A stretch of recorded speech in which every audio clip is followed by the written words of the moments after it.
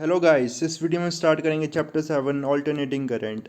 अब हमें पता है कि करंट दो टाइप्स के हैं, DC current and AC current.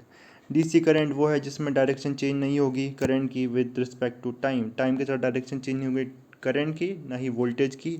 जबकि एसी करंट में डायरेक्शन चेंज होगी करंट एंड वोल्टेज की विद टाइम। तो अगर मैं ग्राफ बनाऊंगा करंट वर्सेस टाइम तो ये साइन वेव बनेगा, जबकि वोल्टेज का ग्राफ भी साइन वेव ही बनेगा। पॉजिटिव साइकिल से नेगेटिव साइकिल, डायरेक्शन चेंज हो रही है इसमें वोल्टेज की। ठीक है। एग्जाम्पल इसका बैटरी हो सकता है, कॉमन बैटरी जो यूज़ करेंगे हम। सेल हो सकता है इसका एग्जाम्पल डीसी करंट का, डीसी सोर्स का। एसी करंट का जो एग्जाम्पल हो सकता है, जो हमारे घरों में जो इलेक्ट्रिसिटी आ रही है वो एसी करंट का एग्जाम्पल है।